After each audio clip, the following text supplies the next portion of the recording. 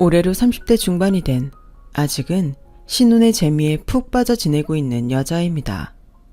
앞서 나이를 말씀드렸듯이 아직 세상을 오래 살진 못했지만 저는 인생이 참 한 치 앞을 볼 수 없다는 걸 여러 차례 경험했어요.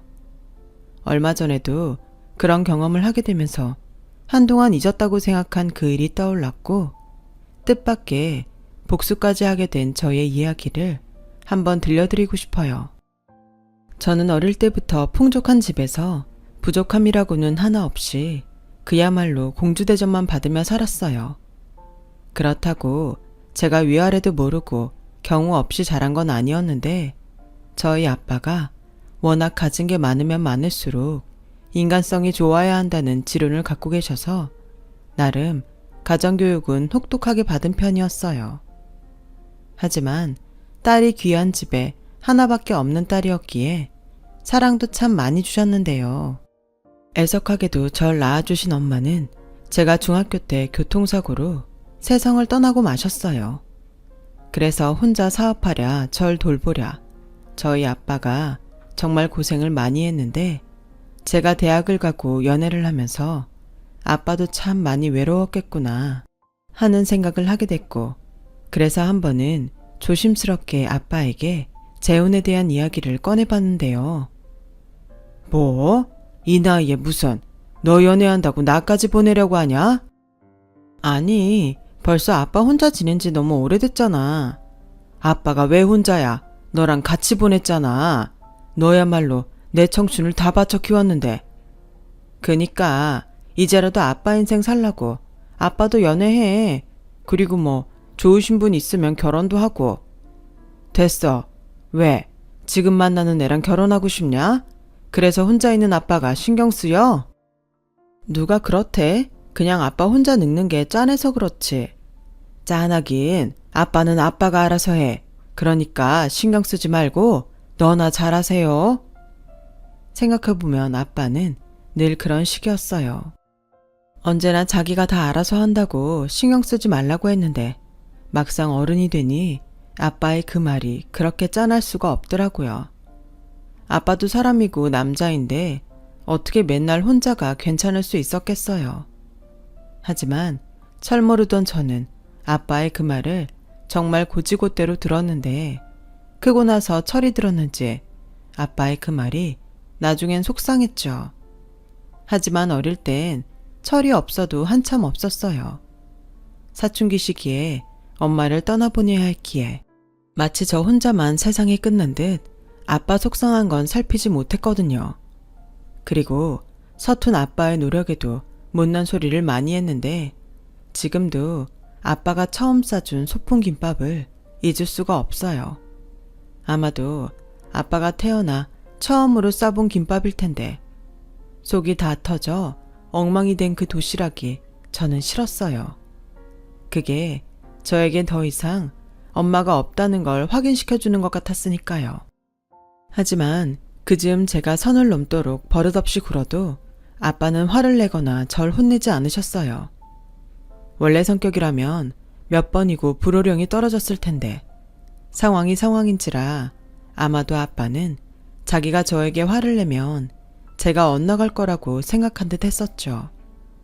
그리고 그 뒤에도 아빠는 제가 말하는 건 모두 들어주시려고 했어요.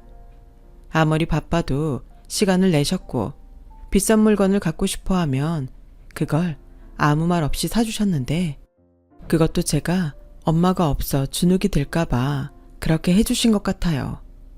그렇다 보니 어쩌면 세상 무서운 줄 모르고 온실 속 화초처럼 자랐는데 그런 저도 대학교 3학년이 되면서 대학원에 갈지 아니면 취업을 할지에 대한 고민을 하게 됐는데 아빠가 먼저 저에게 생각지 않았던 제안을 하셨어요. 우정아, 아빠도 고민을 많이 해봤는데 너 1년 뒤에 졸업하면 유학 가지 않을래? 아빠는 네가 좀 더 넓은 곳에서 더 많은 경험을 하고 돌아오는 것도 나쁘지 않을 것 같거든. 유학? 난 한 번도 생각 안 해봤는데. 아직 1년 시간 남았잖아. 그동안 생각해보면 되지. 그건 그렇지만 그럼 아빠는 나 없는 동안 혼자 지내야 하잖아. 그게 뭐 어째서? 연애도 싫다고 하고 재혼도 싫다고 하니까 아무래도 난 아빠가 혼자 있으면 마음이 쓰이지. 누가 보면 대단한 효녀인 줄 알겠네. 아빠가 누누이 말하지만 나는 내가 알아서 한다. 그러니까 알았어. 나나 잘할게. 됐지? 저는 그렇게 생각지도 않은 유학을 준비하게 됐어요. 아빠 말을 듣고 생각하니 다른 나라에 가서 공부를 하는 것도 저에겐 좋은 기회가 될 것 같았거든요. 하지만 그런 저에게도 한 가지 걸리는 것이 있었는데요. 제가 당시에 1년 6개월 정도 만난 같은 학년 남자친구 때문이었어요. 남자친구는 학년은 저랑 같았지만 군 제대 후 복학을 한 복학생으로 저보다는 2살이 많았는데 한참 서로 애틋하고 좋게 지내는 중이라 제가 멀리 타국에 간다는 게 마음에 걸렸죠. 그래서 고민해봤냐고 물어보는 아빠에게 남자친구랑 헤어질 수 없어서 그냥 유학을 가지 않겠다고 말을 했더니 제 말이 황당했는지 아빠는 저를 그저 쳐다만 보셨고 이내 제가 먼저 입을 열기 시작하자 제 말 한마디 한마디에 어이없다는 얼굴을 하셨어요. 왜 자꾸 그런 얼굴을 해? 나는 진짜 심각하게 고민한 거야. 아니, 얼마나 대단한 남자친구길래 유학까지 포기해? 네 인생이 걸린 일인데. 그야 그렇지만 내 남자친구 좀 멋있거든. 여자들한테도 인기 많아. 얼씨구? 그래서 뭐? 남자친구 두고 유학 가면 누가 홀랑 채갈까봐 불안해서 안 간다는 거야? 아이고, 누가 보면 둘이 결혼할 사이인 줄 알겠네. 맞아. 나는 내 남자친구랑 결혼할 거야. 그래서 그냥 한국에 남을래. 대학원 가서 공부 좀 더 하고 아빠 회사에서 아빠랑 같이 일하면 어떨까 생각하고 있어. 아주 혼자 김칫국을 사발로 마시네. 우리 회사는 낙하산 금지다. 철저하게 능력 보고 채용해. 치, 내가 잘하면 되잖아. 됐고 그 남자친구 집에 한번 데리고 와봐. 세상에 결혼까지 한다는데 아빠도 한번 봐야 하는 거 아니야? 아빠는 마치 재미난 농담을 하는 것처럼 웃으시면서 말했어요. 하지만 저는 꽤 진지하고 심각했기에 그 주 금요일에 남자친구를 집에 데리고 왔는데요. 남자친구는 저희 아빠가 사업하는 줄은 알긴 했지만 집이 이렇게 크고 멋질 줄은 몰랐다며 연신 감탄하는 얼굴이었어요. 사실 남자친구가 저에게 마음을 고백했을 때 아주 작은 오해가 있었거든요. 그때 워낙 저희 집 배경을 보고 접근하는 선배 동기 후배들이 많았는데 거의 다 저랑 사귀면서 저희 아빠 회사를 보험처럼 생각하는 사람들이었어요. 자기들이 취업해보다 되지 않으면 연인인 제가 저희 아빠 회사에 자기들을 꽂아줄 수 있다고 생각한 거였죠. 하지만 지금의 남자친구는 뚜렷한 목표가 있는 사람이었고 IT 회사에 입사해 프로그램 개발을 하고 싶어 했는데 목적 없이 순수하게 저에게 다가온 유일한 사람이었어요. 그리고 사람들은 저에게 다 가졌다고 부러워했지만 남자친구는 엄마가 없어 많이 힘들었겠다며 저를 위로해줬죠. 그런 마음이 너무나도 따뜻해 나중엔 제가 남자친구를 더 많이 좋아하게 됐어요. 어서 오게. 우정이한테 자네 얘기 많이 들었어. 듣던 대로 얼굴이 미남이네. 여자들한테 인기 많겠어. 아닙니다. 저 인기 없어요. 저는 오로지 우정이밖에 모릅니다. 그래, 나이가 우리 우정이보다 2살 많다고? 자네는 대학 졸업하면 뭘 할 생각인가? 아빠, 여기 면접 보는 데 아닌데 왜 사람을 오자마자 불편하게 하실까? 아, 그랬나? 미안. 워낙 면접을 많이 봐서. 그래, 밥은 먹었어? 우리 뭐라도 시켜 먹을까? 그렇게 어색하지만 나름 좋은 의미에서 밥도 함께 먹고 서로에 대한 이야기도 충분히 나눴어요. 그리고 남자친구는 저에게 말했듯 자기 목표에 대한 이야기도 저희 아빠에게 했는데 슬쩍 아빠의 표정을 살피니 아빠도 남자친구를 꽤 마음에 들어하는 눈치였죠. 합격이었어요. 그리고 아빠는 잠시 뜸을 들이더니 남자친구에게 저와 함께 유학을 가면 어떻겠냐고 또 생각지도 못한 제안을 하셨는데 순간 남자친구 얼굴이 당황한 듯 굳어버렸어요. 저희 집이 그 정도 형편은 안 돼서요. 우정이한테 듣긴 했는데 저도 우정이는 유학 가는 것이 더 좋겠다고 생각합니다. 그래, 우리 딸은 자네를 누가 채갈까봐 불안해서 유학을 못 가겠대. 아빠, 왜 내가 없는 말 했냐? 그래서 내가 미래의 사위라고 생각하고 투자하는 거야. 자네 유학 자금도 내가 낼 테니 부모님이랑 상의하고 나한테 답을 주겠나? 네? 그게 무슨... 우정이도 우정이지만 자네한테도 유학은 좋은 경험이 될 거야. 그쪽 분야는 스펙이 더 중요하잖아. 둘 다 한 3년에서 5년 정도는 공부하면 좋을 것 같은데 물론 가기 전에 약혼 정도는 해야겠지? 자네가 나중에 마음 바뀌면 안 되니까. 아빠! 자, 오늘은 여기까지. 다음엔 더 깊은 대화를 나눠보세. 그렇게 아빠는 안방으로 들어가 버리셨어요. 그리고 아빠가 쏘아 올린 작은 공은 큰 파장을 일으켰는데 아직 둘 다 나이가 어리긴 했지만 남자친구의 집에서는 저희 아빠의 제안이 솔깃했는지 저를 한번 불러보시고는 바로 약혼을 하자고 하셨어요. 내가 우리 승호한테 들었는데 아빠가 혼자 힘들게 키웠다고?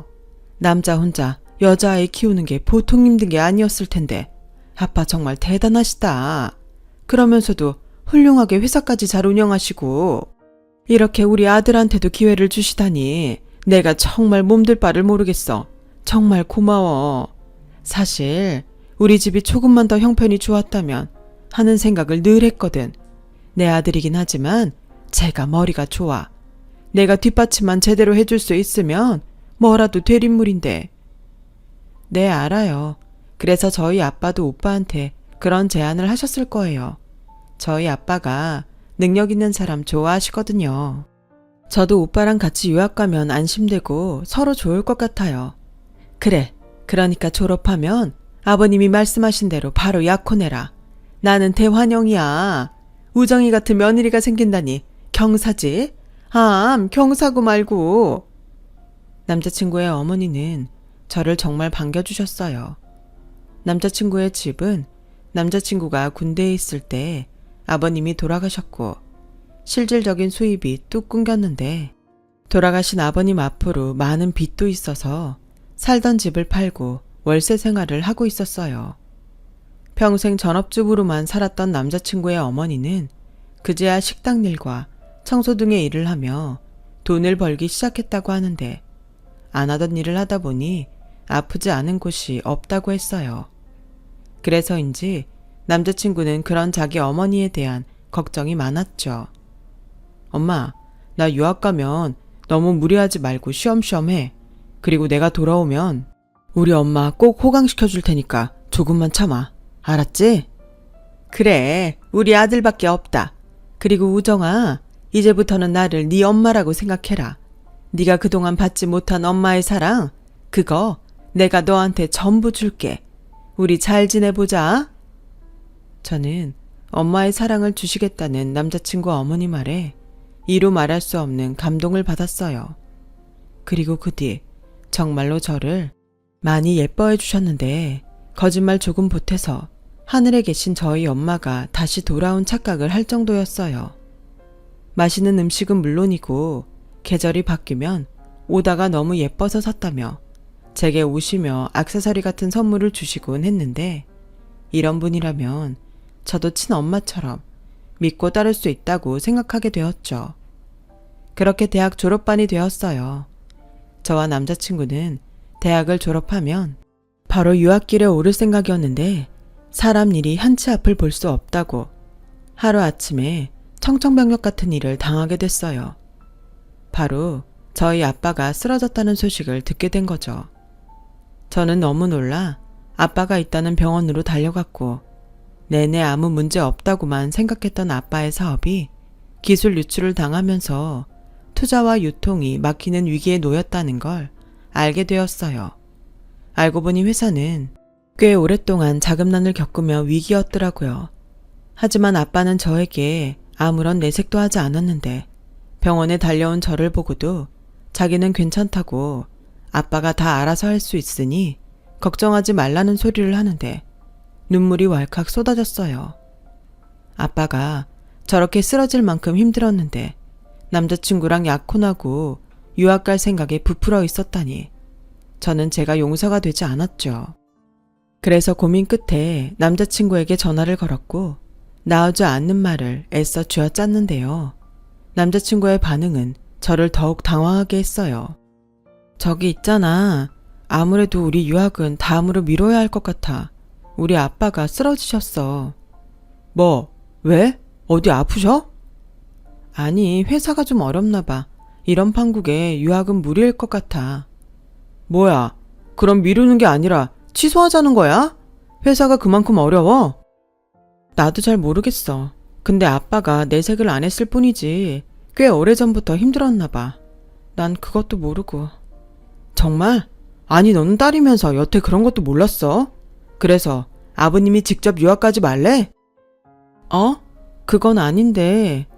그럼 괜찮은 거 아니야? 원래 회사는 회사고 사장은 사장이잖아. 아버님 재산 있으면 괜찮은 거 아닌가? 뭐? 저는 순간 남자친구가 다른 사람인 줄 알았어요. 여태 만나면서 저런 식의 이야기를 들어본 적이 없었거든요. 게다가 저희 아빠가 쓰러졌다고 했는데 괜찮으시냐는 말도 없으니 내가 사람을 잘못 봤나 싶은 생각도 들었어요. 하지만 사람이 힘들면 기대고 싶잖아요. 저는 남자친구와 그의 어머니에게 그러고 싶었던 것 같아요. 그래서 그들이 예전 같지 않다는 걸 어렴풋이 느끼면서도 애써 인정하지 않으려고 했는데 한 달 정도 계속 저희 아빠 회사가 괜찮은지만 물어보던 남자친구는 급기야 술을 잔뜩 먹고서 저에게 하지 말아야 할 말을 쏟아내더군요. 아니, 기껏 가만히 있는 사람 유학 가라고 바람 다 집어넣고 이제 와서 이러면 나는 어떡해. 내 친구들은 전부 이미 취업이 결정됐는데 나는 너만 믿다가 이게 뭐냐? 유학도 못 가고 취업도 못 하고 니네 아버지는 왜 하필 이걸 지금 터뜨려? 설마 일부러 그런 거 아니야? 자기야, 자기 지금 너무 취한 것 같은데 지금 실수하는 건 알고 있니? 실수? 웃기고 있네. 남의 인생 망쳐놓고 지금 나더러 실수라고 했냐? 나 이미 동네방네 유학 간다고 다 말했어. 우리 엄마도 자기 아는 사람들한테 죄다 그렇게 말했는데 우리 이제 쪽팔려서 어떻게 사냐? 너 어떻게 보상할래? 저는 남자친구에게 보상이라는 말을 듣고 정신이 번쩍 났어요. 아무리 제정신이 아니라고 하지만 서로 사랑한 사이에 그 선은 넘지 말아야 한다고 생각했죠. 그래서 일단은 전화를 끊자고 했어요. 하지만 다음날 맑은 정신으로 다시 얘기하자고 했는데 남자친구는 제 연락을 피하고는 그 뒤로는 연락이 되지 않았고 학교에서 도통 볼 수가 없었는데 이미 누가 퍼뜨렸는지 학교에서도 저희 아빠 사업이 망했다는 말이 돌면서 저는 힘든 시간을 보내야 했어요. 그리고 계속해서 저를 피하는 남자친구에게도 서운한 마음이 커져 무작정 남자친구 집에 찾아갔는데 마침 그날이 쉬는 날이셨는지 장을 보고 들어오시는 그의 어머니와 집 앞에서 마주치게 됐어요. 그런데요, 항상 저만 보면 그렇게 살갑게 다가오던 그의 어머니는 그날은 무척이나 경계하는 듯 저를 보고 주춤하셨고 예전과는 사뭇 다른 얼굴로 급기야 저에게 화를 내기 시작하셨는데요. 그 말들이 얼마나 충격적이고 서러웠는지 몰라요. 어머, 네가 여긴 웬일이냐? 남의 금쪽 같은 아들 신세 망쳐놓더니 무슨 낯짝으로 여길 와? 어머니, 여기에 그런 사람이 있니? 너 때문에 우리 아들이 얼마나 속상했는지 알기나 해? 없는 사람 약 올리는 것도 아니고. 약 올리다뇨. 어느 누가 약 올리려고 일부러 쓰러져요. 승우 오빠는요. 요즘 도통 연락도 안 되고 학교에도 오지 않는데 무슨 일 있어요? 네가 무슨 냠치로 내 아들을 찾아? 우리 승우, 너 때문에. 아니지, 네 아버지 때문에 알아 누웠다. 이제 어쩔 거야? 저희 아버지가 어떻길래요. 저희 아빠는 그저 사업 열심히 하신 죄밖에 없으세요. 그리고 어머니도 예전에는 저한테 안 그러셨는데 지금 저희 아빠 회사 어렵다고 이러시는 거예요. 어쩌면 사람들이 한순간에 태도를 바꿀 수가 있어요. 그때였어요. 제 얼굴에 무언가 흩뿌려졌고 저는 곧 그게 소금이라는 걸 알게 됐는데요. 그 짜고 따가운 소금을 뿌리면서 그의 어머니는 금방이라도 폭발할 것 같은 얼굴이셨어요. 뭐야? 뚫린 입이라고? 아주 지 분수도 모르고 떠드는구나. 그럼 우리 모자가 지금 이 판국에 너한테 다정하게 그래 그렇구나 하겠니? 너도 참 이기적이구나. 너는 우리 승우한테 안 미안하니? 아니지. 애당초 망할 사업이나 하면서 니네 아버지는 왜 똑똑한 내 아들을 꼬드겨서 이 사태를 만들어? 내 아들이 연락이 안 된다고? 그럼 눈치껏 알아야지. 저렇게 눈치가 없으니 지네 아버지 사업 망하는 줄도 몰랐던 거지. 나랑 승호는 너랑 니네 집에 손절하기로 했다. 내가 마음 같아선 정신적인 피해보상 청구하고 싶은데 재수없는 니네 집이랑 더는 엮이기 싫어서 참는 줄이나 알아. 그렇게 말하고 그의 어머니는 자기 집안으로 쏙 들어갔어요. 그리고 그제야 사태 파악이 끝난 저는 눈물이 나기 시작했는데 적어도 거기서 울고 싶진 않아 입술을 꾹 깨물며 참았죠. 저는 그렇게 어이없게 남자친구와 헤어졌어요. 아니, 파혼이라는 말이 더 맞겠네요. 그렇게 평생 서로 함께 행복하자고 약속했던 남자친구였는데 그 약속이 모두 거짓이었다는 걸 저는 그제야 알게 된 거예요. 그리고 저는 다신 이런 일을 겪고 싶지 않기에 이제부터라도 강해져야겠다고 마음을 먹었고 그렇게 학교 졸업을 했어요. 다행히 아빠도 퇴원을 하셨고요. 하지만 아빠의 퇴원은 사실 시기상조였어요. 병원에서는 또 쓰러질 수 있다고 아빠의 퇴원을 말렸는데 회사가 위기에 처했는데 어떻게 자기가 병원에만 있을 수 있냐며 하도 고집을 부리셔서 제가 아빠와 함께 회사 일을 보는 것으로 아빠의 뜻을 따라주기로 했어요. 그리고 본격적으로 아빠의 회사 일을 맡아서 하게 된 저는 그간이 많은 것들을 아빠 혼자 했다는 것에 놀라지 않을 수가 없었고 아빠는 어떻게든 회사 부도를 막아야 한다며 불철주야 뛰기 시작하셨는데 지금 생각해도 그때가 제 인생에서 가장 막막했던 때가 아니었나 싶어요. 그렇게 1년 가까이 끝이 보이지 않는 막막한 생활을 하고 있던 중 대학 동기 친구로부터 이젠 저에게 상처만 남겨준 남자친구의 소식을 듣게 되었는데 그 소식도 참 기가 막히더군요. 우정아, 너 그 소식 들었어? 네 전 남자친구 어떤 부잣집 딸이랑 결혼하고 유학 간다고 하더라. 그래? 그렇게 유학에 목을 매더니 결국 가는구나. 어떻게 용케 부잣집 딸을 꼬셨어? 그러니까 아니라고 호박씨 깔 때는 언제고 그렇게 집안 따지고 조건을 따졌단다. 그거 봐. 내가 그 새끼 네 조건 보고 접근한 거라고 했지? 오히려 대놓고 네 조건 좋다고 말하는 놈들보다 그런 놈들이 더 음흉하고 악질이야. 그러니까 너 오히려 이건 잘된 일이다. 그런 놈이랑 진짜 결혼이라도 했어봐. 친구는 저에게 계속 헤어진 남자친구는 쓰레기라며 헤어진 것이 천만다행이라는 말을 이어갔고 저는 친구의 의도는 충분히 알았지만 그들에게 주었던 제 마음이 생각나서 그저 씁쓸하기만 했는데요. 원래 진짜 사랑은 그 사람이 힘들 때 옆에 있어주고 그 손을 잡아주는 거라고 하잖아요. 하지만 그들은 제가 내민 손을 오히려 뿌리친 꼴이었고 저희 아빠는 자기 때문에 모든 것이 망가졌다는 것에 그 밝았던 특유의 유머 감각도 잊어버리셨는데 그저 그런 놈을 알아보지 못한 제가 한심스럽게만 느껴졌죠. 그렇게 2년의 시간이 더 흘렀어요. 아빠 회사에서는 아는 사장님의 소개로 저와 비슷한 또래의 남자 직원이 들어오게 되었고 그 직원 능력이 좋다고 하더니 혼자서 일당백력화를 하는데 워낙 일을 잘하고 또 열심히 하니 아빠도 그렇고 저도 그 직원이 참 고마웠어요. 그래서 함께 일하며 조금씩 가까워지기 시작했는데 그러면서 얼마 남지 않은 직원들과 회사 분위기는 정말 화기애애했어요.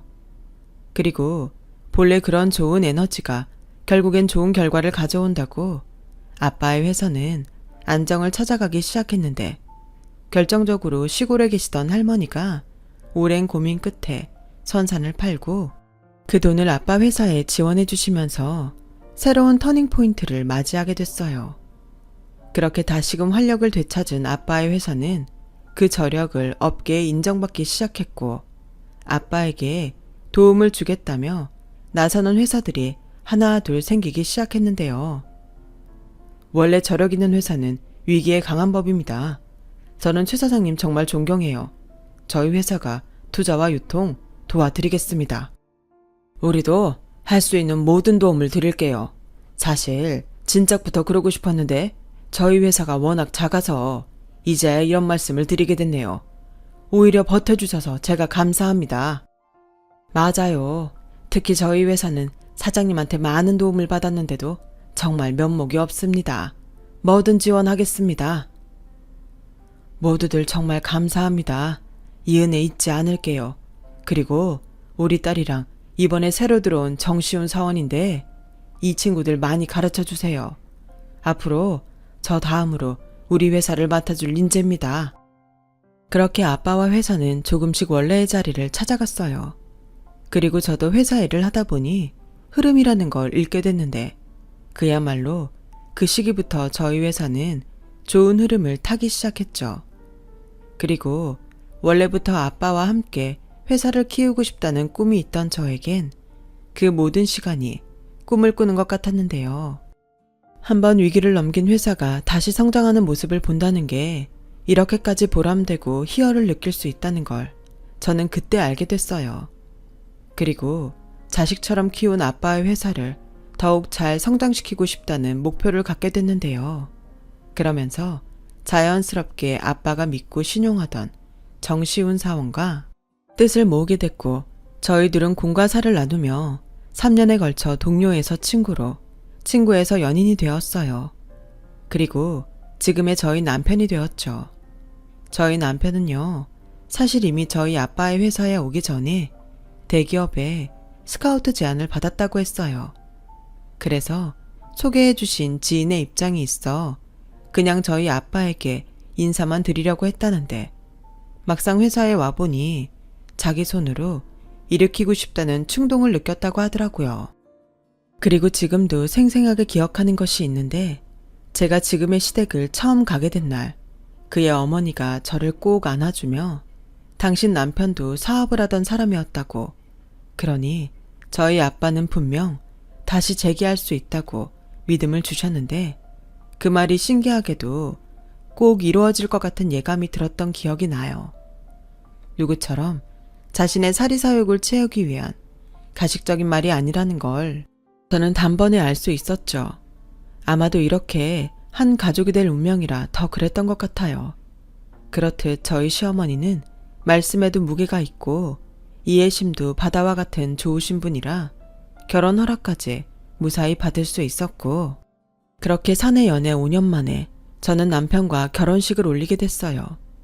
그리고 저희 결혼에 가장 기뻐하던 사람은 당연 저희 아빠셨는데 그렇게 일중독에 빠져 사시더니 제가 결혼하고 나자 이젠 자기도 남은 시간을 여유롭게 보내고 싶다며 대표직을 내놓으시겠다고 하셨어요. 순간 저와 남편은 아빠의 갑작스러운 결정에 놀라지 않을 수 없었는데 아빠는 사실 아주 오래전부터 당신의 사업을 저에게 물려주고 싶었다고 했어요. 말로는 낙하산은 절대 안 된다고 했지만 당신이 만든 회사를 제가 이어가길 바라셨더라고요. 그렇기 때문에 그렇게 죽기 살기로 회사에만 매달렸다는 걸 저는 그날 처음으로 알게 됐어요. 그러면서 아빠는 이제는 저에게 함께 위기를 넘기고 노력할 파트너가 생겼으니 자기의 시대는 끝났다며 저에게 대표직을 물려주겠다고 했는데 남편이 저는 잘할 수 있을 거라며 기꺼이 서포트하겠다고 말해줘서 얼마나 고마웠는지 모릅니다.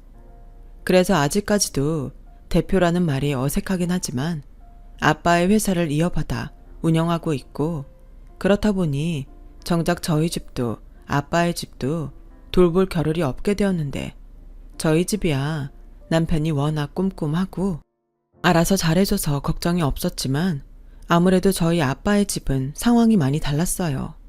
원래 조금씩 살림 비슷한 건 하긴 했지만 여전히 뭔가 어설펐고 혼자 계시는데 빨래며 먹을 것 등이 걱정이었던 저는 회사 운영을 맡은 지 얼마 되지 않았을 때부터 아빠의 집에 주 3회에서 4회 정도 가정부를 불러 가사일을 맡겼는데요. 1년 정도 일을 잘 도와주셨던 아주머니가 아쉽게도 허리 디스크 수술을 받게 됐다며 일을 그만두시게 되어 새로운 분이 오시기로 했어요. 그런데 어쩐지 새로 오신 아주머니는 예전 아주머니와 다르게 반찬도 엉망이고 청소 상태도 엉망이었고 이대로는 안 되겠다 싶었던 저는 일부러 시간을 내서 아빠의 집을 찾아가게 됐어요. 아주머니를 직접 보고 한 번은 짚고 넘어가야겠다는 생각이 있었거든요. 게다가 저희 아빠는 아주머니가 청소하러 오시는 날이면 일부러 도서관이나 등산을 가시면서 배려한다고 집을 비워주시는데 제 생각엔 아빠의 그런 행동이 한편으로는 원인 제공을 한 것이 아닐까 하는 생각을 하게 된 저는 일부러 아빠한테도 말하지 않고 급습하듯 집으로 갔는데 하필 그곳에서 무슨 악연인지 전 남자친구의 어머니라는 여자를 보게 된 거 있죠. 시간도 많이 지났고 그동안 무슨 고생을 했는지 그때보다는 더 폭삭 늙은 모습이었는데 본판은 바뀌진 않았어요. 그래서 저는 그 사람을 단번에 알아볼 수 있었죠. 그에 반면 그 아주머니는 저를 알아보지 못하는 눈치였는데 그도 그럴 게 주방에서 혼자 몰래 라면에 소주를 마시고 있더라고요. 아, 따님이 오실 줄은 몰랐는데 안녕하세요. 이번에 여기 가사일 맡게 된 정금숙입니다. 잘 부탁드려요. 글쎄요. 저는 그럴 수 없을 것 같은데요. 지금 근무 시간에 술 드셨어요? 아, 이건 그러니까 그게요. 제가 정말 속상한 일이 있어서 딱 한 잔만 마셨어요. 일도 손에 안 잡히고 마음도 싱숭생숭하니까 술 기운이라도 있어야 할 것 같아서요. 죄송해요. 그런데 오늘이 처음이었어요. 지금 그게 말이 된다고 생각하세요? 저희 사람 아무나 채용하지 않습니다. 아니, 김 여사님이 그만두시면서 소개해주신 분이라 철석같이 믿고 있었는데 세탁기 하다 하는 빨래도 엉망이고 반찬들은 왜 죄다 태우시죠? 저걸 사람이 먹을 수 있다고 생각하세요? 저는 한층 화가 난 목소리로 말했어요. 그러자 그 아주머니는 인상을 찌푸리며 혼잣말인지 저보고 들으라고 하는 말인지 모를 작은 소리를 냈는데 그 말이 더 기가 막혔어요. 아니, 정작 친애 아버지는 그냥 잘만 넘어가던데 저 딸은 뭐가 저렇게 깐깐해. 에이씨, 널널한 데 와서 땡 잡았다고 생각했는데 오늘 아주 날 잡았네. 지금 뭐라고 하셨어요? 왜? 저희 아버지가 아무 말 안 하시니 그냥 넘어갈 줄 알았어요? 어쩌면 돈 받고 일하면서 일을 이따위로 하세요? 저는 일부러 그 아주머니 앞으로 성큼 다가가며 그렇게 말했어요. 그러자 그런 제 얼굴을 뚫어져라 그 아주머니가 보셨는데 끝내 저를 알아보는 듯 얼굴이 달라지더군요. 너는 설마? 이제 알아보시겠어요? 저희 집 망했다고 제 얼굴에 소금 뿌리셨잖아요. 아니, 네가 어떻게 여기 있냐? 그럼 여기가 니네 집이야? 어머 세상에. 그럼 최 사장님이 니네 아버지? 아주머니는 순식간에 술이 깬 듯 놀라는 얼굴이었어요. 저와 남자친구가 정식 약혼 전에 그런 파국을 맞았으니 저희 아버지를 보지 못한 아주머니는 자기가 일하는 집 사장님의 딸이 저라는 걸 꿈에도 알지 못했고 덩달아 어디서 말을 듣기는 했는지 자기가 일하는 집 사장님이 자기 딸한테 회사를 넘겨줬다는 것까지 알고 있었는데 그게 저라는 사실에 자기도 모르게 놀라는 눈치였어요. 그럼 망했다던 니네 아버지가 사실은 망하지 않은 거야? 듣자 하니 여기 사장님 회사 엄청 잘 나간다고 하던데? 너 말해봐. 정말이니? 그게 이제 와서 뭐가 중요하죠? 됐고요. 당장 나가시고 내일부터는 오지 마세요. 뭐? 오지 말라고? 저기 얘, 그래도 우리가 예정이라는 게 있지 않니? 나도 너 그 일 있기 전까지는 진짜 딸처럼 생각했어. 우리 이렇게 다시 만난 것도 인연인데 나 좀 봐줘라. 내가 오죽하면 이 나이 먹고 남의 살림이나 하겠니? 그러게요. 아줌마 아들 부잣집에 장가가서 유학까지 다녀온 거 아니었어요? 그 아들이 효도한다고 하지 않았던가요? 그게 있잖니. 우리 아들 장가 못 갔어. 정말 치질이 복도 없는 게 결혼 전에 왜 오토바이를 탔는지 교통사고가 나서 지금 하반신 마비라 내가 아주 죽을 둥 살 둥 산다. 이왕 말이 나와서 하는 소린데 너 우리한테 돈 좀 빌려주면 안 되겠니? 월세 낼 때가 됐는데 돈이 없어. 내가 미쳤어요? 아줌마한테 돈을 주게? 게다가 이런 식으로 일하시면 이 일도 조만간 잘리실 것 같은데요. 됐고요. 그건 아줌마 사정이고 좌우당간 내일부터는 나오지 마세요. 뭐야? 네가 지금 좀 잘 산다고 내 앞에서 갑질하는 거냐? 이런 싸가지 없는 년. 돈만 많으면 다야. 왜? 너한테는 그런 일 안 일어날 것 같니? 사람 일 장담하는 거 아니다? 네, 너무 잘 알죠. 그런데 누구처럼 사람 힘들 때 소금 뿌리고 살진 않아요. 이것도 다 아줌마랑 그 아들 업보 아니겠어요? 뭐야? 그때였어요. 또 자기 성깔 못 이기는 아주머니의 손이 제 얼굴 위로 치켜 올라갔죠. 하지만 제 손엔 이미 아주머니가 안주 삼아 끓여놓은 라면이 들려 있었고 그 냄비채로 그대로 아줌마 면상에 뿌렸는데 뜨겁지는 않았지만 라면을 뒤집어 쓴 아줌마는 라면 국물과 면발로 엉망이 된 얼굴로 치욕스러웠는지 한껏 소리를 지르고 그대로 저희 아빠 집을 나갔어요. 그 후 저는 그 아줌마를 소개한 여사님께 전화해 그 아줌마가 하고 간 짓을 말했고 여사님은 정말 죄송하다고 하시더라고요. 몸 잘 추스리시라 하고 그 아줌마는 당장 해고하겠다고 했죠. 다시 만나게 된 그 아줌마 인생도 참 답이 없다는 생각이 들더라고요. 아무튼 그 일이 있고부터는 그 모자에 대한 소식은 알지 못하는데 영원히 알지 못했으면 하는 바람이 있습니다. 물론 사람 일 한 채 앞을 볼 수 없지만 그냥 저들과는 인연 딱 거기까지길 바랄 뿐이에요.